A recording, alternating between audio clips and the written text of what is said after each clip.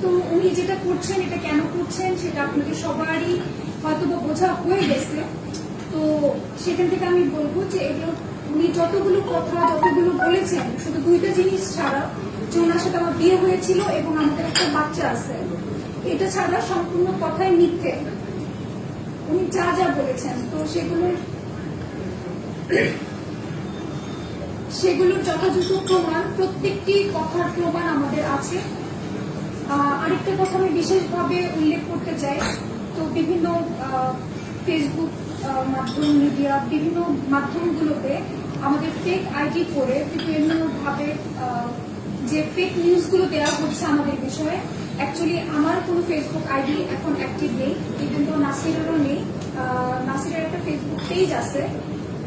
আমাদের যদি কোনো কিছু যদি জনগণকে জানাতে হয় তো সেক্ষেত্রে আমরা আপনাদের মাধ্যমে গণমাধ্যমকে জানিয়ে ওর ফেসবুকের ভ্যালিড পেজ থেকে এসে জানাবো।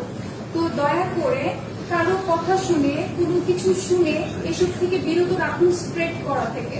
Thank you so much.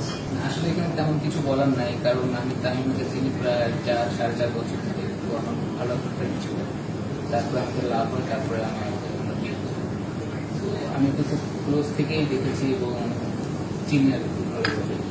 তো আমার মনে হয় না যে আমি বা ও এমন ম্যাচুড আমরা, তো আমরা এমন কোনো তো আমরা যাই করেছি, বিয়ে করেছি এবং সেটা আইনগতভাবে ইসলামিক শরিয়াতভাবে আমরা সবাইকে জানিয়ে বিয়ে করেছি। যদি আমাদের মনে এরকম কোনো কিছু থাকতো তাহলে হয়তো আমরা এইভাবে করে ওপেনলি বিয়ে করতাম না, আমরা চুপ করে বিয়ে করতাম। তো আমরা সবাইকে জানিয়ে এবং ফুল মানে মজার সাথে আমরা বিয়েটা করেছি। তো আমি সবকিছুই জানি যে বিয়ে হয়েছিল, বাচ্চা ছিল, তারপর হচ্ছে ডিভোর্স হয়েছে। তো আমরা এই পেপার দেখেই আমরা বিয়ে করেছি। আমি এখন মিডিয়ার সামনে হয়তো 2-3 দিন পরে আসছি, কারণ আমি চাইলেই আর কি ফেসবুকে এসে আমি তালাক পেপার নিয়ে আমি দেখাতে পারি না যে ডিভোর্স হয়েছে। তো আমি আইনগতভাবেই এসেছি আর কি। তো এটাই একটা কথা। আর আমরা যা করেছি সব লিগাল ওয়েতে করেছি, আমরা ইনলিগাল কোনো কাজ করিনি। তো আপনাদের কাছে একটাই রিকোয়েস্ট, যারা অনলাইনে তারপর হচ্ছে সোশ্যাল মিডিয়ায় যারা তামিমাকে নিয়ে কথাবার্তা বলতেছেন তাদের কাছে শুধু আমি একটাই কথা বলবো যে এসব থেকে বিরত থাকেন। কারণ আপনার একটা নিউজ, আপনার একটা ভিডিও একটা মানুষকে অনেক দূরে ঠেলে দেয়। তো আজকে সেটা তামিমার সাথে হয়েছে, কে জানি এটা কালকে আপনার সাথে হতে পারে। তো প্লিজ আপনারা এটাই করেন। অবশ্যই মিডিয়া বাংলাদেশের এমন একটা স্থানে আছে, মিডিয়ার ভূমিকা অনেক বেশি। তো আমরা মিডিয়ার মাধ্যমে সবকিছু জানতে পারি। তো আমি তাদেরকে আশা করবো যে মিডিয়া যেসব জিনিস সঠিক তথ্য জেনে সেটা হচ্ছে মানুষের কাছে পৌঁছায়, সঠিক তথ্য না জেনে এই আজে বাজে নিউজ করা থেকে তারা যাতে বিরত থাকে। আর আজকে এটা তামিমার সাথে হয়েছে, এটা কালকে যে কারোর সাথে হতে পারে। এতদিন সে শুধু তামিমা ছিল, এখন ও হচ্ছে তামিমা হোসেন। তো আমি চাবো না আমার বউর দিক কেউ আঙুল তুলে কথা বলুক এবং আমার বউকে নানান ধরনের কথাবার্তা বলুক। তো যারাই যেখান থেকেই বলতেছে না কেন কথাবার্তা, আমি আইনগতভাবে তাদের ব্যবস্থা নেব। প্রথমত একটা কথা তো এই পর্যন্ত বলতে পারি যে উনি যে কাজগুলো করেছেন সেগুলো অবশ্যই মানহানিকর। কাজে আমরা আইনগত দিক থেকে মানহানি জন্য তার বিরুদ্ধে আমরা যথাযথ লিগাল অ্যাকশনে যাব। এছাড়া আরো কিছু লিগাল অ্যাকশন থাকতে পারে সাপ্লিমেন্টারি, সেগুলো আমরা এখনো পরীক্ষা নিরীক্ষা করছি, যথাসময়ে আপনারা জানতে পারবেন। আজকে একটা মামলা হয়েছে যেটা পিআইবি কে তদন্তের নির্দেশ দেওয়া হয়েছে।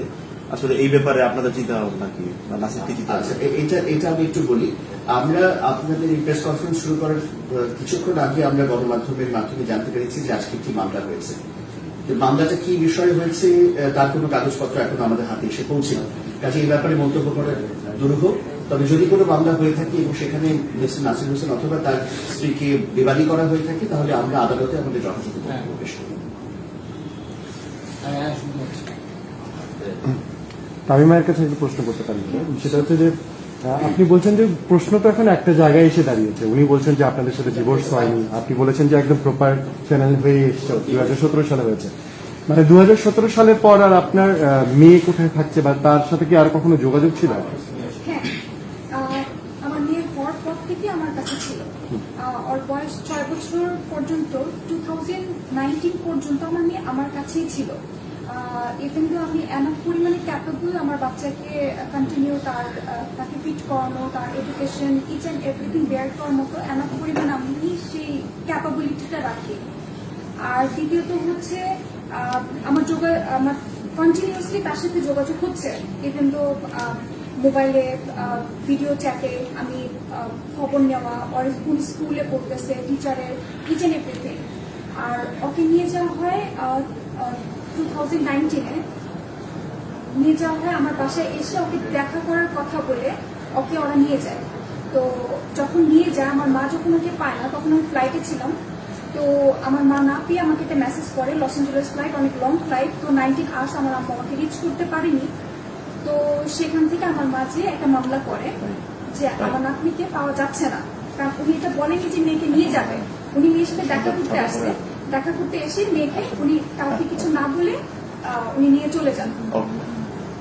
তো চলে যাওয়ার পরে যখন কথা বলি, জানতে পারার পরে আমার মা অলরেডি জিডি করে যে আমার মেয়ে ভালো আছে কিনা, কোথায় আছে, এটা ইনশিওর করার জন্য।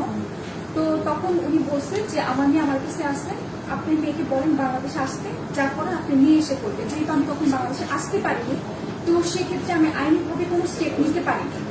বাট আমার মেয়েকে এখানে কি পর্যন্ত কারণ এটা আরো লম্বা আইন প্রক্রিয়ার কথা, তো আপনারা তো শুনলেন।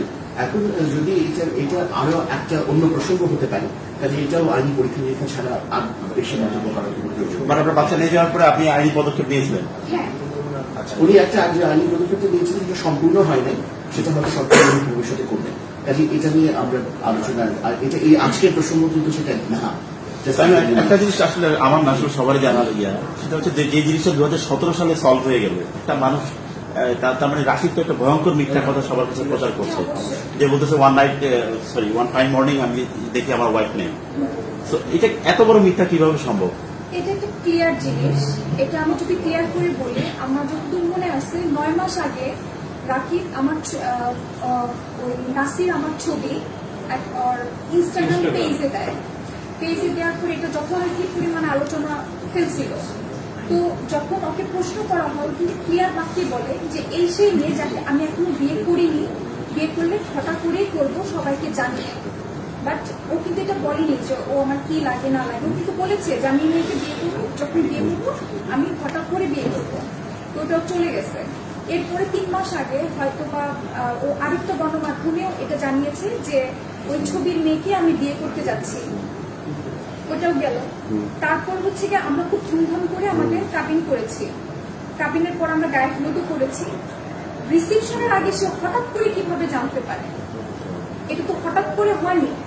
1 বছর যাবত নাসির সব জায়গাতে কন্টিনিউসলি বলে আসতেছে এই মেয়েকে আমি বিয়ে করতেছি।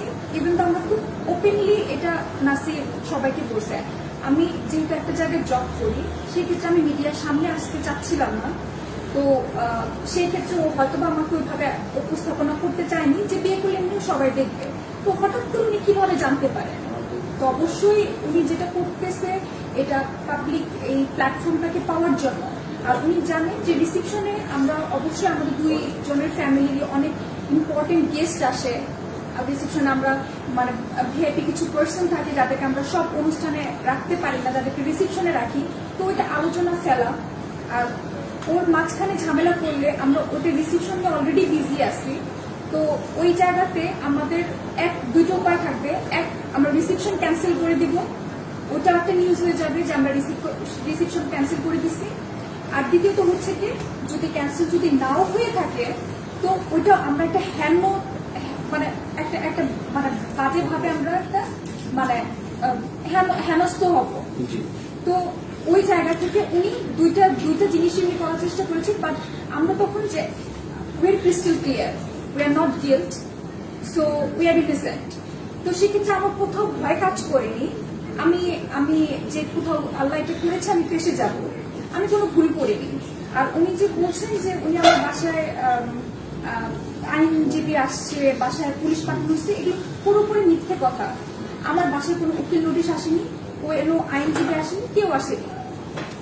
তো আমাদেরকে শুধু এটা কিছু ইউটিউব, ফেসবুক পেজ যেখান থেকে লেখা হচ্ছে, লিখে কথাগুলোকে স্প্রেড করা হচ্ছে। তো সেক্ষেত্রে আমরা চুপ এই জন্য because we are crystal clear, আমরা ক্লিয়ার দেখে এখানে আপনাদের এখন সবার সামনে বসে আমাদের অলরেডি আমাদের সবকিছু প্রুফগুলো আমরা শো করতেছি। Thank you. আর কোনো প্রশ্ন? আইনগত ব্যবস্থা যদি ইয়েটা দেখা দেবে আপনার লাইফের একটা স্মরণীয় একটা মোমেন্ট, কিন্তু এসবের জন্য নিশ্চয়ই সেটা সামাজিক যোগাযোগ মাধ্যম বিভিন্ন জায়গায় দেখছি যে অনেক রকম মন্তব্য করছেন, তাদেরকে আসলে কি বলবেন, তাদেরকে বলার কি আছে আপনার? অ্যাজ এ হিউম্যান বিং এটা আপনাদের কতটা এফেক্ট করছে আপনাদের দুজনকে? এটা আমাদের দুজনকে যতটা এফেক্ট করতেছে তার চেয়ে বেশি আমাদের ফ্যামিলিকে করতেছে, কারণ এখানে আমাদের ফ্যামিলির ইমোশনও আছে, আমাদের ফ্রেন্ড সার্কেল আছে, আমাদের আত্মীয় স্বজন আছে, সবাইকে এফেক্ট করতেছে। তো আমি তাদের উদ্দেশ্যে এতটুকুই বলবো যে তারা এমন কিছু না করে, এমন কিছু না বলুক, বা আমি না হয় ন্যাশনাল টিমের প্লেয়ার, ঠিক আছে, আমাকে মানুষ ভালোবাসে, আমাকে গালাগালিও করে, সেটা আমি মেনে নিতে পারি, কিন্তু তামিমা হচ্ছে ও এই কালচারের না, তো ওর জন্য এটা অনেক ডিফিকাল্ট। তো ওকে নিয়ে যেসব কথাবার্তা হচ্ছে সোশ্যাল মিডিয়ায়, যেসব ভিডিও হেডলাইনে যেসব কথাবার্তা হচ্ছে, তো আমার মনে হয় না ও সেটা ভালোভাবে নিতে পারতেছে। তা আমি যতটুকু বুঝি আর কি, আমি 1 সেকেন্ডের জন্য টাইমার থেকে কখনো আলাদা হইনি, কারণ আমার এখন ভয় লাগতেছে যে ও যে কোনো একটা রং ডিসিশন নিতে পারে। তো আমি শুধু এতটুকুই বলবো যে এটা আজকে টাইমের সাথে হচ্ছে, এটা কালকে আপনার সাথে হতে পারে, আপনাদের সবারই মা বোন আছে। তো হ্যাঁ, ও ছোটবেলায় বিয়ে করছে, ফাইন, ঠিক আছে, বিয়ে করতেই পারে, লাভ করতেই পারে, এটা স্বাভাবিক। তো ওর কি বলে, ওর কি হ্যাপি থাকার কোনো রাইটস নাই? ওর কি সুখে থাকার কোনো রাইটস নাই? অবশ্যই আছে। তো আমি সেই জিনিসটাকে আমি ওকে খুব ভালো মতোই চিনি এবং আমার লাইফের সবকিছুই জেনেই শুনে আমি ওকে অ্যাকসেপ্ট করছি। তো এটাই শুধু আপনাদের কাছে কথা, যে নিউজই করেন না কেন, আপনারা যাই করেন না কেন, শুধুমাত্র সত্যটা জেনে আপনারা নিউজ করেন। আমি যদি রং করি, অবশ্যই আমাকে রং প্রমাণ আইনি প্রক্রিয়া চালিয়ে যাবেন এর বিরুদ্ধে যদি ভবিষ্যতে কেউ কিছু করে, নাকি যা করেছে সেখান থেকে করবেন আপনারা? আইনি প্রক্রিয়ায় অবশ্যই আমরা যদি, কারণ রাকিব সাহেব যেভাবে কথাবার্তা বলেছে, সে তো আগে তামিমা ছিল, এখন সে আমার ওয়াইফ, ওকে বলা নয় আমাকে। তো আমার ওয়াইফকে সেটা যেই হোক, সে রাকিব সাহেব যে কোনো মানুষই হোক, আমার ওয়াইফকে কেউ যদি কোনো ধরনের মন্তব্য করে, কেউ যদি কোনো ধরনের বাজে কথা বলে, আমি তার বিরুদ্ধে অ্যাকশন নেব অবশ্যই, এবং সেটা আইনগত। আমাদেরকে কি ওই কাগজ দেখানো সম্ভব? জি, আমরা প্রথমে কাগজ, আমাদের কিন্তু ফটোকপি আছে এই কাগজের, সেটা আপনাদের সবাইকে ডিস্ট্রিবিউট করা হবে। আপনারা কাজ চাইলে এইটার ছবিও তুলতে পারেন, আমাদের কাছে অরিজিনালটা আছে, ঠিক আছে? এটা আমি জাস্ট ক্যামেরার জন্য। একটা প্রশ্ন ছিল, সেটা হচ্ছে উনি যে নানা মন্তব্য করছেন বিভিন্ন মাধ্যমে এসে, আমি একটা ক্লিয়ার করে দিই ভাই, এখন আমি বিয়ে করেছি, আমার বউ যদি এখন আরেকজনকে বিয়ে করে, আমি কি করবো? আমি কি সোশ্যাল মিডিয়ায় এসে লাফালাফি করবো? আমি সোশ্যাল মিডিয়ায় এসে লাফালাফি করবো না, আমি থানায় যাবো, যায় তার বিরুদ্ধে মামলা করবো। এটা হচ্ছে আমার থিওরি। আমি জানি না সে কি থিওরি অ্যাপ্লাই করতেছে, কিসের জন্য করতেছে, এটা পাবলিসিটির জন্য না কিসের জন্য। সে যদি লিগাল হয়ে থাকে কেস করুক, আমরা কেস হ্যান্ডেল করার জন্য প্রস্তুত আছি। আমার কথা বলতে না, আমরা তো একদম ক্লিয়ার, এখানে তো লুকানোর কোনো কিছু নেই, সিম্পল কথা। তো এত তো নাটক করার কিছু নেই এখানে। ফেসবুকে এসে নানান ধরনের বাচ্চাকে নিয়ে ইমোশনাল একটা বাচ্চা মানুষ সিম্পেথি পাওয়ার চেষ্টা করতেছে, তো এত কিছু তো বলার কিছু নেই। আমি যদি ওর বউকে বিয়ে করি, কি ফাইন, যা কেস করে দিই, সে সমস্যা শেষ। আপনাদের সাথে কি তার এর মধ্যে কথা হয়েছিল এই ইনসিডেন্ট পার্সোনালি? না, আমার সাথে কথা হয়েছিল 30-35 সেকেন্ডের মতো। আচ্ছা, এখানে আরেকটা কথা বলা দরকার। উনি একটা বক্তব্য দিয়েছেন যে নাসির হোসেন ওনাকে টেলিফোনে হুমকি দিয়েছে, সেটা আমার সম্পূর্ণ মিথ্যা। কোনো হুমকি রেকর্ডিং মানে অনলাইনে চলে আসছে, তো আপনারাই বুঝতে পারেন যে আমি কি ধরে হুমকি দিচ্ছি।